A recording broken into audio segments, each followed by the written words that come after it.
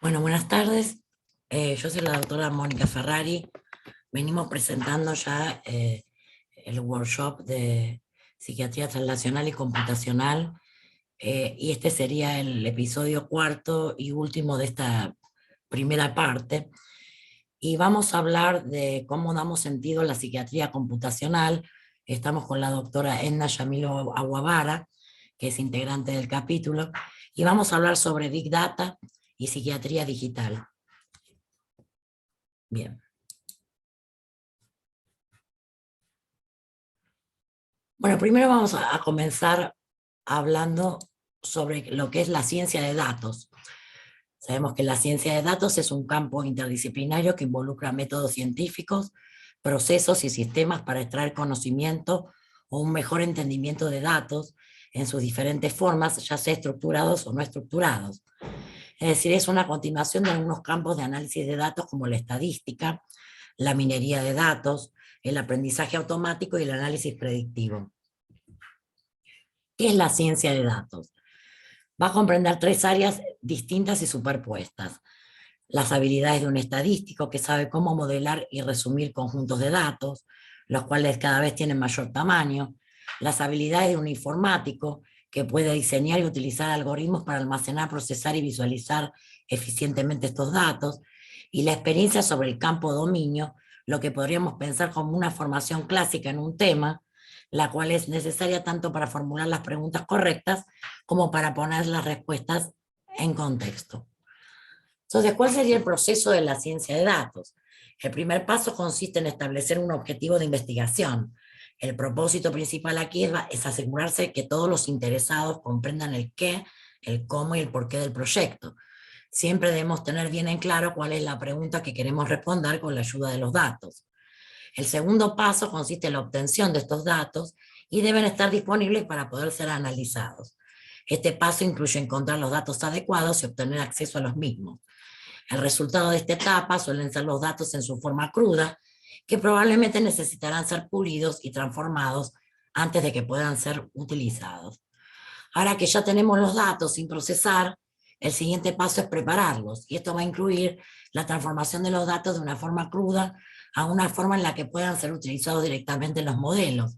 Entonces debemos detectar y corregir diferentes tipos de errores en estos datos, combinar datos de diferentes fuentes y transformarlos, y una vez completado este paso podemos avanzar hacia la visualización de datos y el modelado.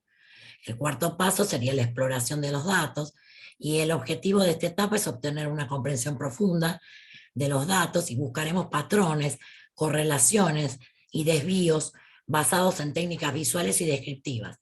Los conocimientos adquiridos en esta fase nos permitirán comenzar con el armado del modelo. ¿Cuál sería el proceso de la ciencia de datos? Finalmente llegamos al paso principal y el más importante, que es la construcción de modelos. Y en esta etapa vamos a intentar obtener los conocimientos o hacer las predicciones de acuerdo a los lineamientos establecidos en la primera etapa. Y aquí podemos utilizar todas las técnicas y herramientas que nos proporciona el Machine Learning o aprendizaje automático. El objetivo es obtener el modelo o la combinación de modelos que mejor resultado nos proporcione. Y el último paso del proceso es la ciencia de datos, que es presentar los resultados y automatizar el análisis. Entonces, un buen modelo no va a servir de nada si no es utilizado para mejorar la eficiencia y obtener mejores resultados. Entonces, en esta última etapa debemos presentarle los resultados del análisis a las personas responsables de tomar las decisiones en las organizaciones para que los modelos puedan ser adoptados. Entonces, aquí vemos un esquema de la data science o ciencia de datos, que utiliza la estadística, la matemática, el reconocimiento de patrones, la minería de datos, el aprendizaje automático, la inteligencia artificial, las redes neuronales, la visualización de la data, el testeo de la hipótesis, el modelado de los datos, la ingeniería y la solución de la Big Data, la exploración de la data analítica y el modelado y prescripción de la analítica. Y bueno, esto es un ciclo. ¿Qué diferencia habría entre la ciencia de datos frente a la Big Data, frente al análisis de datos? ¿Qué es el análisis de datos? Es la aplicación de un proceso algorítmico o mecánico para obtener información y ejecutar varios conjuntos de datos para buscar correlaciones significativas. Y esto se utiliza en varias industrias, lo que permite a las organizaciones y empresas de análisis de datos tomar decisiones más informadas así como verificar y refutar teorías o modelos existentes. Entonces, el enfoque del análisis de datos radica en la inferencia, que es el proceso de derivar conclusiones que se basan únicamente en lo que el investigador ya sabe. ¿Qué es la Big Data? Tal como la define Gartner, la Big Data son activos de información de gran volumen, alta velocidad o gran variedad que requieren nuevas formas de procesamientos para permitir una mejor toma de decisiones, descubrimiento de información y optimización de procesos. Entonces aquí vemos las características de la Big Data como es el volumen, la variedad, la velocidad, la veracidad, el valor y la variabilidad. ¿Cuál sería la tendencia en los análisis de Big Data por investigación translacional colaborativa multicéntrica en psiquiatría? Aquí vemos en la figura un esquema de la investigación translacional bidireccional, o sea, con traducción directa y traducción inversa, entre la investigación clínica y la neurociencia básica en psiquiatría.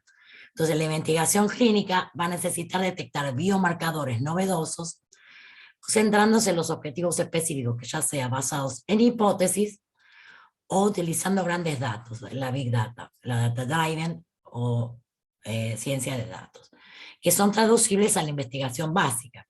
La investigación básica va a necesitar detectar nuevos modelos animales que serían útiles para las pruebas preclínicas, y estos estudios clínicos y básicos se deben realizar de manera bidireccional a través de la traducción directa y la traducción inversa para lograr una investigación terapéutica translacional centrada en el paciente.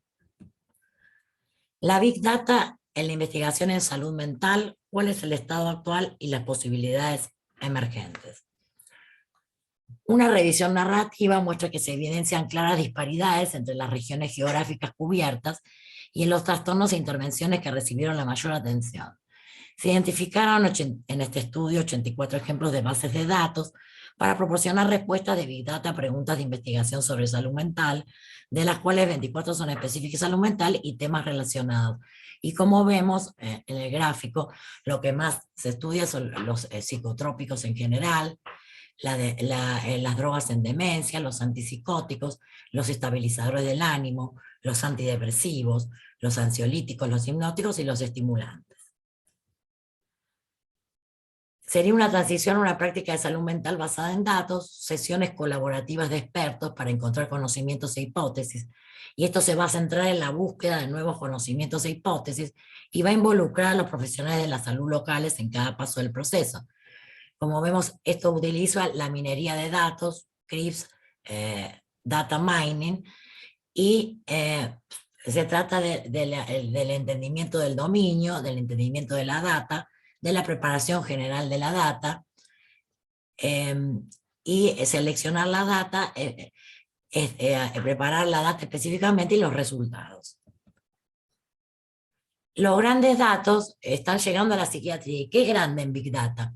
Los grandes datos brindan muchas oportunidades para la exploración científica, entonces la minería de datos clínicos se puede utilizar para responder preguntas que no se pueden abordar con ensayos clínicos aleatorios.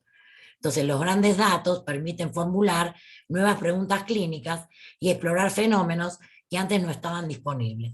Entonces los grandes datos pueden ayudar a crear nuevas distinciones clínicas y fenotipos basados en mediciones agregadas de datos observacionales. Los ejemplos de una variedad de proyectos que utilizan Big Data en psiquiatría, aquí vemos como yo traje dos ejemplos, que uno es crear un algoritmo actuarial de riesgo de suicidio para predecir el suicidio en los 12 meses posteriores a la hospitalización por trastorno psiquiátrico.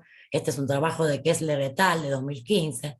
Y utilizar el procesamiento del lenguaje natural para clasificar el estado de ánimo actual e identificar la depresión resistente al tratamiento, como por ejemplo este trabajo de Perlis et al. De 2012, publicado en International Journal of Bipolar Disorder.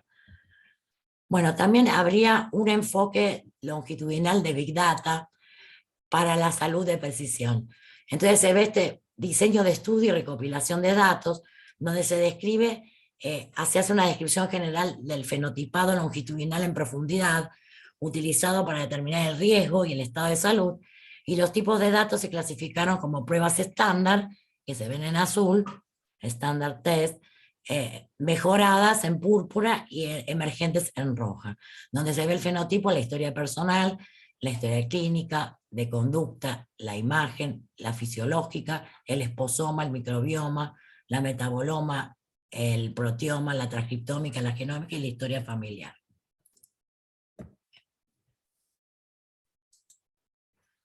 Bueno, Big Data en salud, ¿cuál sería la terminología del aprendizaje automático y la privacidad?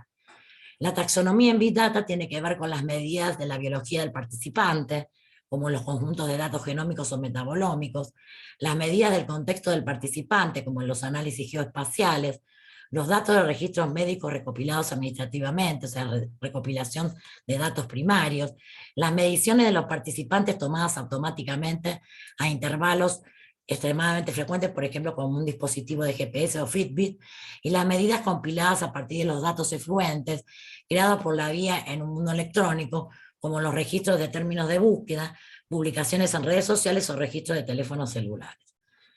También es importante el uso del aprendizaje automático para la generación de hipótesis a partir de Big Data. Entonces, el aprendizaje automático se ha utilizado en configuraciones de Big Data para la generación de hipótesis, y vemos que la identificación algorítmica de las medidas asociadas con un resultado de interés va a permitir a los investigadores centrarse en la validación e interpretación independientes de estas asociaciones en estudios posteriores. Bueno, con respecto a la privacidad de la Big Data, vemos que la proliferación y la disponibilidad de Big Data, especialmente los datos de efluentes, ya han fomentado la preocupación por la privacidad entre el público en general, y se espera que estas preocupaciones crezcan y se diversifiquen. El riesgo primero de divulgación inadvertida de información de identificación personal, por ejemplo, mediante el uso de herramientas en línea, la posibilidad de aumentar la dimensionalidad de los datos para dificultar determinar si un conjunto de datos está lo suficientemente desidentificado para evitar divulgación deductiva de información de identificación personal, y el desafío de identificar y mantener estándares de investigación ética frente a tecnologías emergentes que pueden cambiar las normas generalmente aceptadas con respecto a la privacidad, por ejemplo, los GPS, los drones, las redes sociales, etc. Bueno, la innovación digital ofrece nuevas perspectivas en psiquiatría. Sabemos que la tecnología puede ayudar a mapear comportamientos y patrones de reacción de manera objetiva y meticulosa, y esto crea perspectivas especiales para la psiquiatría, donde el cambio de comportamiento es un parámetro clínico crucial y donde el diagnóstico y el seguimiento del efecto del tratamiento se basan tradicionalmente en la evaluación del médico de los síntomas subjetivos y la apariencia del paciente. Entonces, las tecnologías móviles y conectadas para avanzar en el diagnóstico psiquiátrico ofrecen nuevas herramientas que potencialmente pueden ayudar en los aspectos de diagnóstico e intervención de la atención psiquiátrica. Entonces, con respecto al desarrollo de las herramientas en psiquiatría, sabemos que la capacidad de las tecnologías de consumo, como los teléfonos inteligentes, para capturar ahora esta gran cantidad de datos fisiológicos y de comportamiento, que antes solo era posible con dispositivos de actigrafía personalizados, van a presentar un mar de Big Data para la psiquiatría que nunca antes había estado disponible. Entonces, muy pocas herramientas electrónicas han sido bien estudiadas o validadas, y en general tenemos poca experiencia con su impacto cuando se implementan a gran escala. Entonces, la e-data y el diagnóstico en psiquiatría, sabemos que el Research Domain Criteria crea otro enfoque que puede complementar el marco diagnóstico más fenomenológico del DSM.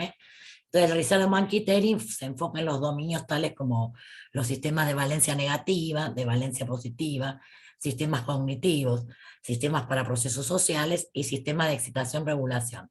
O sea, sería un marco novedoso que tiene el valor de la investigación translacional, pero su uso y su utilidad en la práctica clínica siguen sin explorarse. También los datos autoinformados. Sabemos que las tecnologías móviles y conectadas pueden ofrecer formas de capturar datos autoinformados en tiempo real, impulsando el proceso de recopilación de datos fuera de la oficina y hacia la ecología del mundo cotidiano de los pacientes. Entonces vemos que una revisión reciente de Cochrane sobre encuestas de salud autoadministradas en aplicaciones señaló que es posible que las aplicaciones no afecten negativamente la equivalencia de los datos, siempre que el uso clínico previsto, la frecuencia y el entorno de la encuesta permanezcan sin cambios con respecto al entorno en el que se validó la encuesta. Entonces, también es importante el seguimiento de patrones de comportamiento. Es decir, los teléfonos inteligentes y los dispositivos conectados, como los relojes inteligentes, se han convertido en monitores inadvertidos del comportamiento. Y estas tecnologías a menudo monitorean nuestra ubicación, aceleración, actividades sociales, a través de patrones de llamadas telefónicas, mensajes de texto y publicaciones en las redes sociales, y también fusiones de voz de forma pasiva para mantenernos conectados. Y esta forma de datos pasivos puede ser un diagnóstico de enfermedad. ¿Cómo triangulamos los datos electrónicos para crear pruebas psiquiátricas útiles? Si bien es probable que las tecnologías móviles y conectadas puedan capturar datos valiosos para el diagnóstico psiquiátrico a nivel de autoinforme, de comportamiento y fisiológico, es posible que ninguna prueba por sí sola sea diagnóstica. Se debe combinar varios flujos de datos recopilados móviles en tiempo real para crear información de diagnóstico personalizado. Los métodos para realizar estos diagnósticos personalizados también son un área de investigación activa y reflejan la creciente importancia de la ciencia de datos en psiquiatría.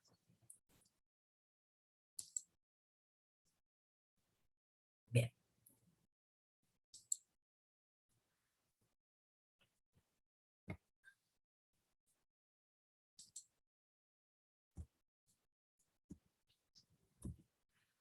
Las nuevas herramientas para nuevas investigaciones en psiquiatría. Vemos una plataforma escalable y personalizable para potenciar la investigación de teléfonos inteligentes basadas en datos. El físico teórico Freeman Dyson, que fue citado recientemente por el doctor Thomas Insel, director del Instituto Nacional de Salud Mental, decía que las nuevas herramientas abren nuevas direcciones en la ciencia con mucha más frecuencia que los nuevos conceptos. Entonces, la tecnología de sensores y teléfonos inteligentes han surgido recientemente como herramientas novedosas en muchos campos de la medicina, y cada vez hay más literatura en salud mental sobre su potencial para aumentar el acceso a la atención, reducir el estigma, mejorar el diagnóstico y permitir el monitoreo remoto. Con respecto al fenotipado digital, la cuantificación momento a momento del fenotipo humano a nivel individual, in situ, utilizando datos de teléfonos inteligentes y otros dispositivos digitales personales, vemos que los datos de estos dispositivos se pueden combinar con registros médicos electrónicos y con datos moleculares y de neuroimagen. En este sentido, el fenotipado digital puede verse como una variante del fenotipado profundo. Entonces, el fenotipado digital también está estrechamente alineado con los objetivos de la medicina de precisión, que vincula nuevos tipos de datos fenotípicos con datos del genoma para identificar posibles conexiones entre los subtipos de enfermedades y sus variaciones genéticas. Bien. Bueno, también este es un ejemplo del fenotipado digital remoto de la cognición en esquizofrenia, donde vemos que se utilizan baterías cognitivas tradicionales de lápiz y papel, baterías cognitivas basadas en computadora, potencial para la evaluación cognitiva basada en teléfonos inteligentes, y también activos, pasivos y metadatos. También se realizó una evaluación de la calidad, la seguridad y la funcionalidad de las aplicaciones de teléfonos inteligentes de uso común para la autogestión del estado de ánimo y el sueño en el trastorno bipolar. Entonces sabemos que las personas con trastorno bipolar tendrían a usar aplicaciones diseñadas para la población en general para apoyar y monitorear su estado de ánimo y su sueño. La presencia de algunas protecciones de privacidad y la evidencia sobre la eficacia de las aplicaciones en adultos sanos ofrece algunos hallazgos tranquilizadores con respecto a la calidad de las aplicaciones utilizadas por personas con trastorno bipolar. Entonces, hay una escasez de evidencia que explore los beneficios y los daños del uso de estas aplicaciones específicas para bipolaridad, lo que requiere una mayor consideración. Bueno, vemos que esta encuesta sobre fenotipado digital de la salud mental basada en Big Data muestra que la investigación sobre el fenotipado digital de la salud mental es limitada y que las ventajas de las tecnologías de la información aún no se han adoptado ampliamente para la salud mental, y que la salud mental se manifiesta a través de sensores, redes sociales y sistemas de salud, y que la fusión de datos enriquecidos es prometedora para el fenotipado digital en salud mental, y que la minería de datos heterogénea contribuye al diagnóstico de precisión en salud mental. Bien. A su vez, también es importante el diseño de intervenciones de mHealth para apoyo de precisión en salud mental, y vemos que las intervenciones que se ofrecen a través de una aplicación mientras las personas realizan sus rutinas diarias se conocen como intervenciones ecológicas momentáneas. Y también están los diseños de intervenciones de mHealth para apoyo de precisión en salud mental, digamos, cuando la intervención se adapta, por ejemplo, el momento, la intensidad o el tipo a lo largo del tiempo, a los cambios de las personas, o sea, como que se programa de acuerdo a distintas circunstancias. Esto brindaría apoyo más preciso, y esto se conoce como intervenciones adaptativas justo a tiempo. Es decir, intervenciones adaptativas just in time, hit time. Bien. Bueno, nosotros sabemos que la psiquiatría de precisión, el futuro es ahora, en base al descubrimiento de conocimiento y modelado en el cuidado de la salud, las necesidades del paciente, las necesidades del médico y las necesidades de salud pública, de recopilar datos de múltiples fuentes que podrían conducir potencialmente información útil, crear un repositorio considerando las diferencias en las fuentes que ayudan en la interpretación de los datos, procesar los datos para identificar problemas tales como valores faltantes o datos no válidos, aplicar múltiples algoritmos y análisis para extraer información de los datos, también descubrir patrones que generan información importante y transformar patrones en conocimiento.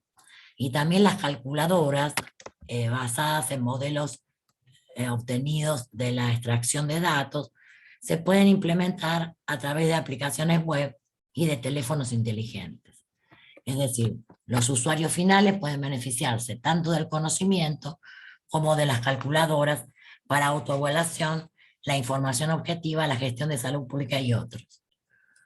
Bueno, con respecto al fenotipado digital, volvemos a repetir que la nueva ciencia del fenotipado digital va a utilizar datos recopilados de dispositivos inteligentes para crear una imagen digital rica y personalizada del comportamiento, y rastrear marcadores de depresión y ansiedad y de otras patologías también, y desarrollar nuevas formas de diagnosticar, elegir tratamientos efectivos y detectar recaídas antes de que ocurran.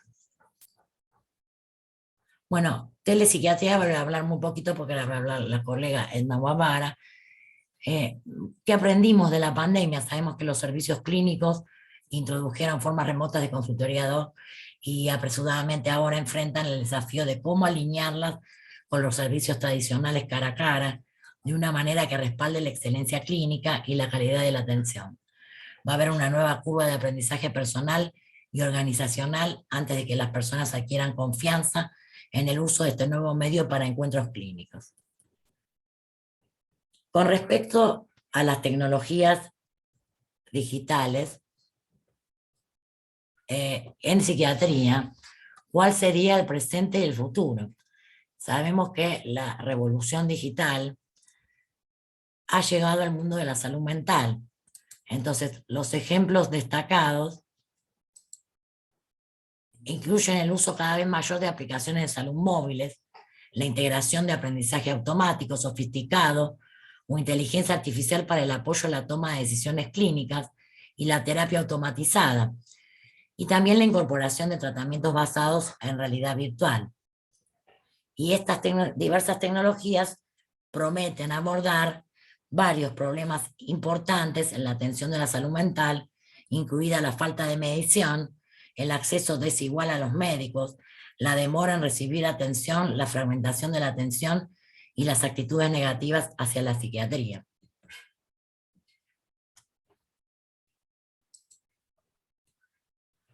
Bueno, las tecnologías digitales en la psiquiatría, ¿cuál sería el presente y el futuro? O sea, ¿qué le depara a la psiquiatría esta revolución tecnológica?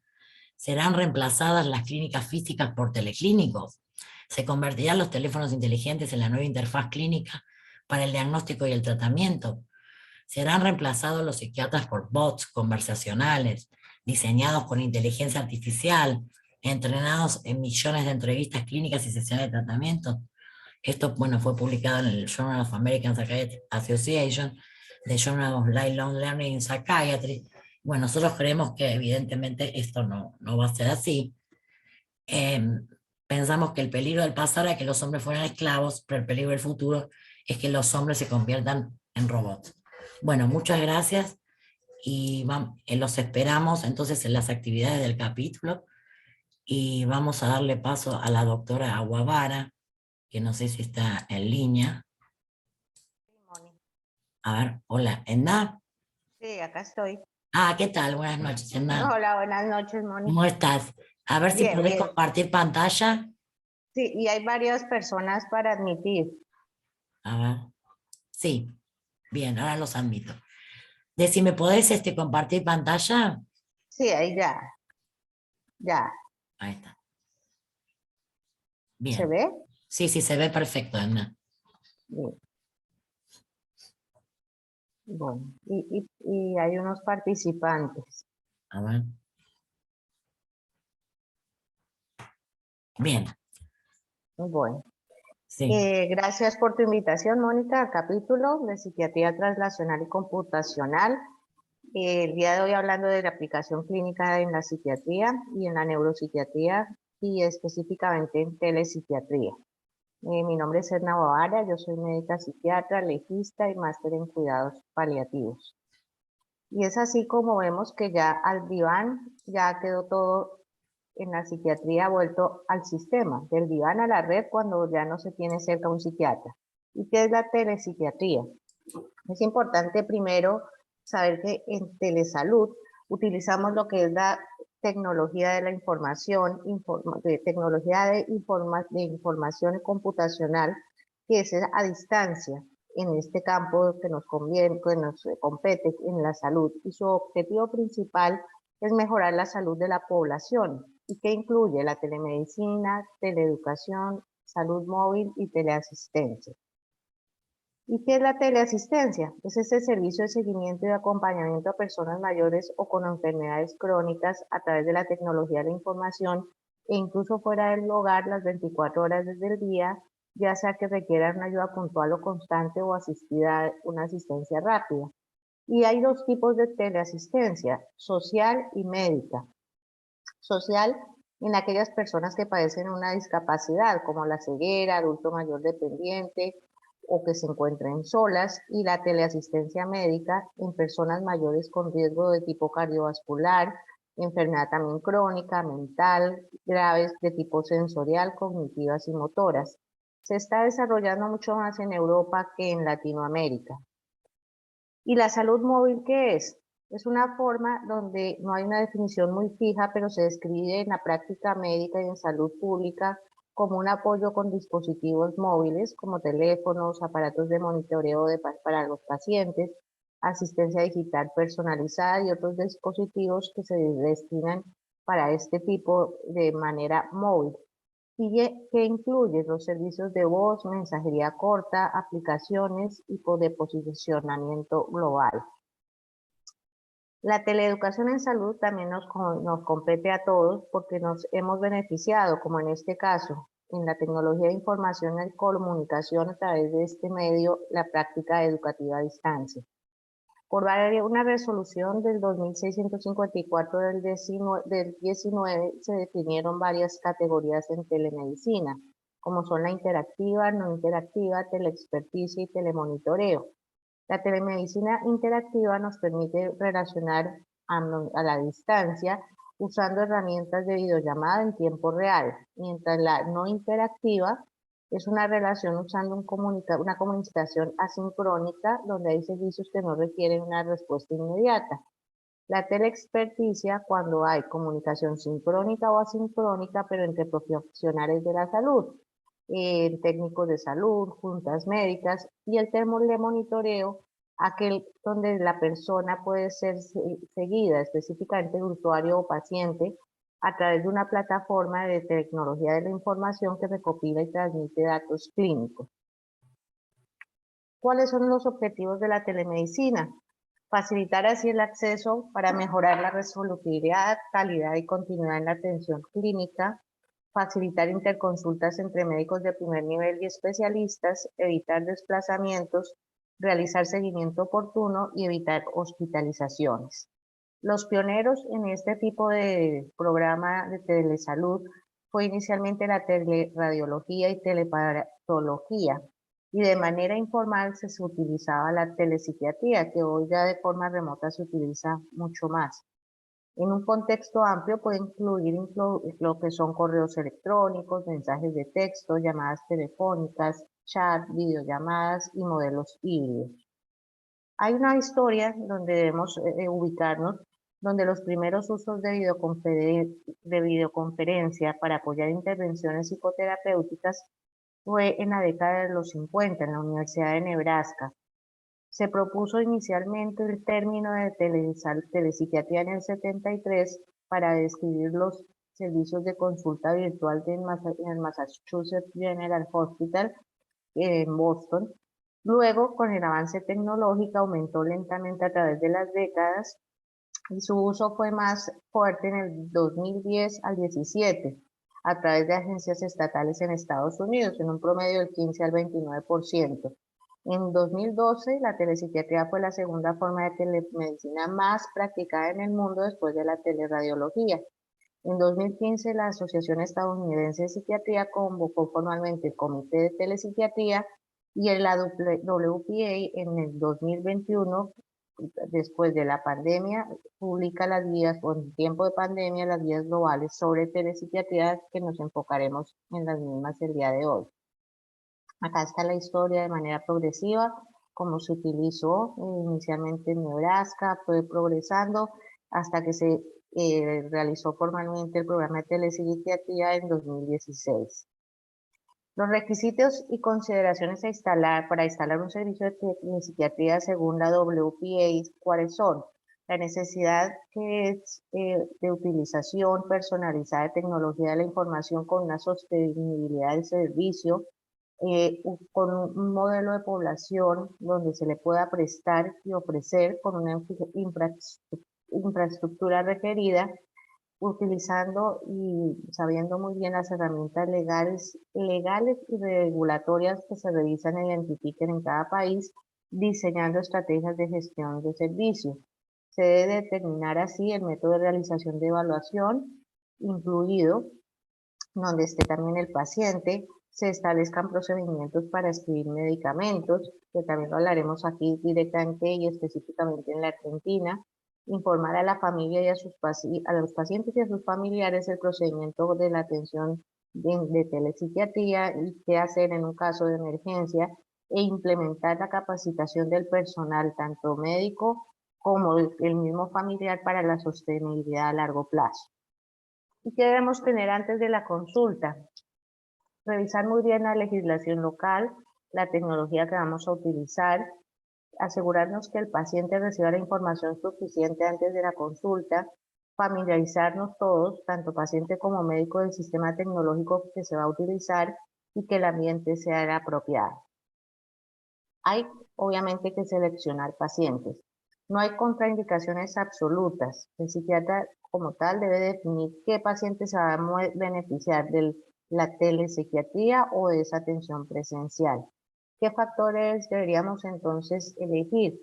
Que haya una capacidad cognitiva adecuada del paciente, una historia de cooperación con los tratamientos, que el antecedente de abuso de sustancias, como veremos más adelante, no es el óptimo de manera quizás remota, si hay historial de violencia o autoagresión, que la distancia geográfica al sitio de emergencia no sea el adecuado, no haya un buen soporte familiar, cómo se encuentra el paciente a nivel clínico y dónde está localizado el paciente. En un entorno no supervisado va a haber ciertas limitaciones, como son el examen físico, el observar adecuadamente el lenguaje corporal, el riesgo que el paciente grabe la sesión y la publique en Internet, una pobre red de banda ancha que vaya a dificultar la calidad del video y del sonido. Es rol del paciente conectarse a la videoconferencia, establecer un espacio privado, operar con la adecuada seguridad y mantener la configuración adecuada del equipo. Poblaciones especiales donde deberíamos tener en cuenta la tecnología de la información en psiquiatría son niños, adultos mayores, pacientes con trastorno por uso de sustancias que viven en hogares geriátricos, en modelos de atención compartida con atención primaria y hospitales rurales, a nivel de la parte transcultural y colaboración internacional. Hablamos entonces que en esta época de pandemia, los pacientes que experimentaron en el consultorio externo tuvieron ciertas limitaciones y ciertas ventajas para asistir y otros qué tipo de experiencia tuvieron a través de la telemedicina. La percepción de los usuarios fue que la mayoría se encuentra como una experiencia aceptable, donde se redujo el tiempo y el costo de desplazamiento, fue positiva la mayor facilidad de acceso a los servicios, y fue indiferente incluso la tecnología utilizada, y se prefiere obviamente la imagen de alta definición y calidad. ¿Y cuál fue la preocupación de los profesionales acerca del uso de la telepsiquiatría?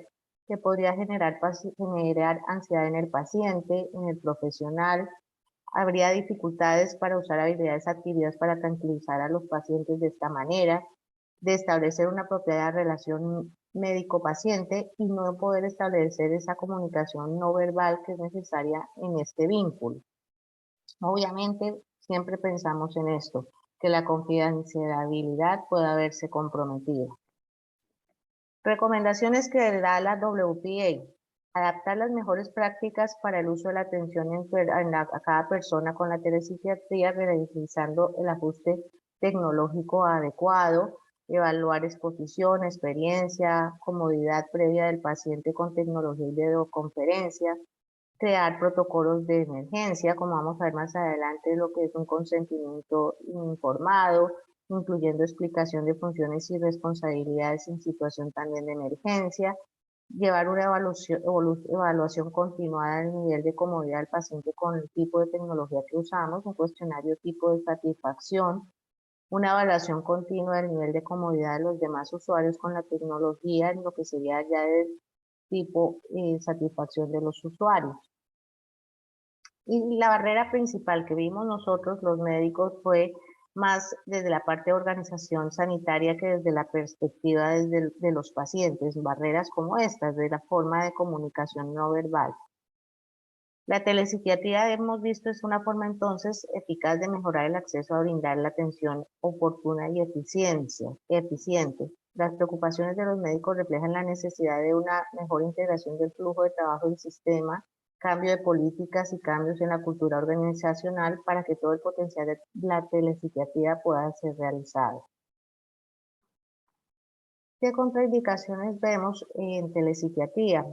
Goldstein en 2003 precisó que habría contraindicación en los siguientes casos: pacientes que expresan su negativa, aquellos que son violentos, impulsivos e inestables emocionalmente, con riesgo de suicida, que requieran una monitorización específica, pacientes mentales con patologías que pueden agravarse con el uso de esta tecnología, como en esquizofrenia o en tipo psicótico con alucinaciones, pacientes con limitaciones de tipo visual, auditivo, con déficit cognitivo, y ciertas situaciones que precisan consideraciones específicas, como son el establecimiento de tratamiento, decisión de ingreso, en pacientes, como dijimos, de ideas suicidas, que presenten trastorno de personalidad borderline, que son manipuladores, que se hallan en proceso de desintoxicación alcohólica o de sustancias, donde se dificulte la intervención en crisis y toma de decisiones en contra de la voluntad del paciente.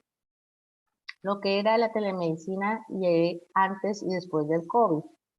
Teniendo en cuenta el inicio de una videoconferencia, cada participante debería presentarse, conocer dónde está el paciente en ese momento, que sepamos la información tanto el médico del paciente como el paciente, saber quién es su médico, cómo va a ser la comunicación entre las sesiones, establecer protocolos relacionados con la colaboración del personal del sitio del paciente para que ayude o inicie este compromiso y tener en cuenta un protocolo de emergencia.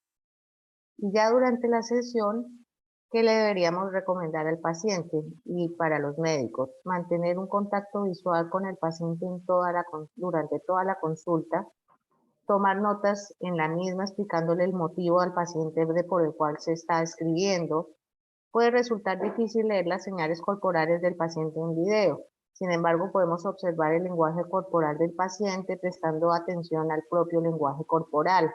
Colocar cámaras, digamos, explicarle a los pacientes o familiares o cuidadores que la coloquen en una esquina de la habitación para observar mucho mejor todo el paciente desde una perspectiva alta. llevar un registro del tiempo, dejar tiempo al final de la reunión para que el paciente haga sus preguntas, explicar los pasos a seguir y enviar la fórmula de historia clínica cuando sea necesario y de conformidad con las leyes y regulaciones locales, saber cómo prescribir los medicamentos en una receta digital. Al final de la sesión, brindémosle al paciente la oportunidad de proporcionar comentarios sobre la sesión, un cuestionario de satisfacción, abordar los problemas técnicos que se encontraron durante la misma, asignar una cita al paciente y recordar apagar el equipo, cerrar la plataforma de telepsiquiatría o al menos silenciar el micrófono después de que concluya cada sesión. Lo más importante que debemos tener muy en cuenta la tecnología y la ética. Crearon que dentro de la relación médico-paciente siempre va a haber estar basado en un examen personal y un conocimiento suficiente del historial del paciente, utilizando situaciones específicas que pueden ser en el momento quizás no imprescindibles, pero a futuro sí. Y debemos utilizar esa gestión de enfermedades crónicas y seguimiento después del tratamiento inicial cuando se haya probado que sea seguro y eficaz la mayor confiabilidad de la historia. Las normas ISO 27000 están diseñadas para administrar la información segura y nos permite a través del sistema de gestión de seguridad de información que se definió las buenas prácticas y los requisitos para acreditación de entidades de auditoría y certificación de sistemas de gestión en la seguridad de información. Se habla de telecomunicaciones a través de la Organización Internacional que expidió normas para garantizar la compatibilidad y eficacia de la operación de red y ayudar a proteger la infraestructura de telecomunicación y servicios que se prestan. Las normas ISO y específicamente esta revisa los requisitos en redes de datos para aplicar la telemedicina como todas sus recomendaciones. Se desarrollaron en los 70, hay varios dispositivos de redes, se usan especialmente la LAN y WAN actualmente en la plataforma computacional, jerarquizadas y cada una es capaz de solicitar servicios de forma de escala y mostrando los resultados inmediatamente. Es así como el uso de telepsiquiatría y telepsicología en la crisis del COVID-19 nos dejó varias situaciones y varias conclusiones. Que haya un protocolo que incluya un marco directivo con organigrama, reparto claro de funciones y responsabilidades, así como horarios laborales y gestión de urgencias e imprevistos. Se debe garantizar licencias, credenciales, capacitación y autenticación de profesionales como de entidades de pacientes de acuerdo con los requisitos locales, autonómicos y nacionales. Un plan de calidad compatible con el de la organización que acoja e incluya la evaluación mediante indicadores adecuados. Debemos seleccionar videoconferencias que tengan parámetros de verificación, confidencialidad y seguridad apropiados para ser utilizados para este propósito. Y nosotros como profesionales de la salud ser responsables de mantener ese nivel de odontológico y pautas de práctica clínica en el cuidado de personas en la prestación presencial, así como también en la telepsiquiatría, como son los procesos de consentimiento, autonomía de paciente y privacidad. Acá vemos antes de la pandemia como en Estados Unidos en color naranja eran los sitios más utilizados de telepsiquiatría. Hoy en día prácticamente está cubierto toda el área geográfica de Estados Unidos en todas las latitudes. En la Argentina, a través de la ley 27.553, se expiden las recetas electrónicas o digitales. Se aprobó por la Senado y Cámara de Diputados de la Nación Argentina sancionar por esta ley que la prescripción y dispensación de medicamentos y de toda la prescripción se pueda redactar y firmar a través de firma manuscrita, electrónica o digital en recetas electrónicas o digitales en todo el territorio nacional, que se utilicen plataformas de teleasistencia en salud en todo el territorio nacional, que la prescripción electrónica digital y plataforma de teleasistencia reúnan los requisitos técnicos y legales válidos según la ley vigente, que la ley sea de aplicación para las recetas, prescripción, odontología, otros profesionales sanitarios legalmente facultados a prescribir con los respectivos ámbitos de asistencia sanitaria y farmacéutica pública y privada. Que estos medicamentos que sean prescritos en recetas electrónicas o digitales deben ser dispensados en cualquier farmacia del territorio nacional, servicios de farmacia de establecimientos de salud, sector de salud habilitados para tal fin, acorde a las disposiciones vigentes. Asimismo, se aplica para toda la plataforma de teleasistencia en salud que se utilice en el territorio argentino. La autoridad de la aplicación de la presente ley se estableció por el Poder Ejecutivo Nacional, lo coordinan sus autoridades. El Instituto Nacional de Servicio Social para Jubilados y Pensionados también está convocado para aplicar tales fines según el reglamento. Implementación y desarrollo de estos sistemas electrónicos a nivel nacional. Como lo dijimos, hay un organismo ya responsable de la fiscalización de este sistema de recetas electrónicas o digitales y de teleasistencia en la salud. Prescribir o certificar en recetas manuscritas electrónicas o digitales en las que se debe constar, como ya hemos hecho hasta ahora, idioma nacional, donde vaya el nombre, apellido, profesión, número de matrícula, domicilio, número telefónico y correo electrónico cuando corresponda. Solo pueden anunciarse cargos técnicos o títulos que consten registrados en la autoridad de aplicación competente y en las condiciones que reglamenten. Prescripciones de recetas deben ser formuladas en el idioma nacional, fechadas y firmadas en forma manuscrita, electrónica o digital, y en caso de ser redactada de forma electrónica, la firma y demás requisitos técnicos y legales deben adecuarse a la legislación vigente. En este caso sería la firma digital por la ley 25.506. ¿Qué sintomatología puede desarrollar pacientes con enfermedades, precisamente de enfermedades mentales a propósito de la pandemia?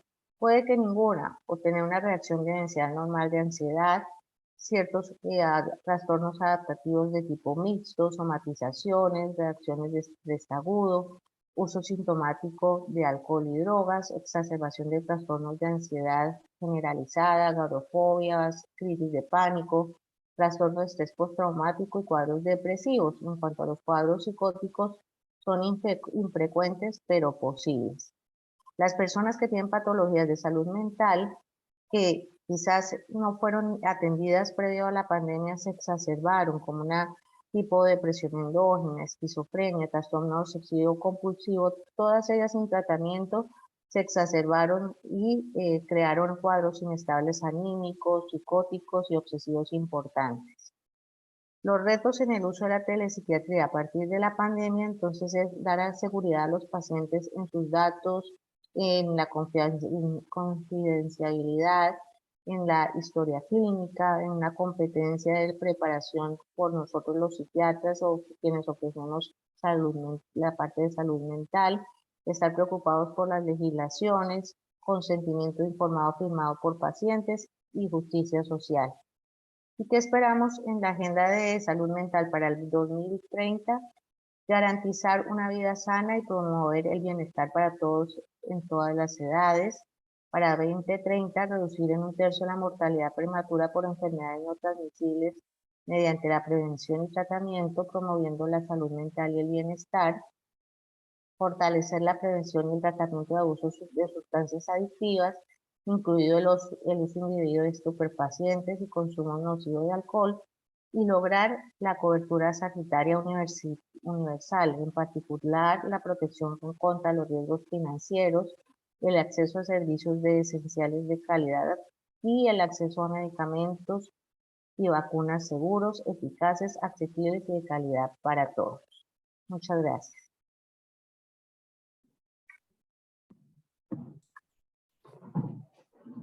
A ver, Enna. Ahí está.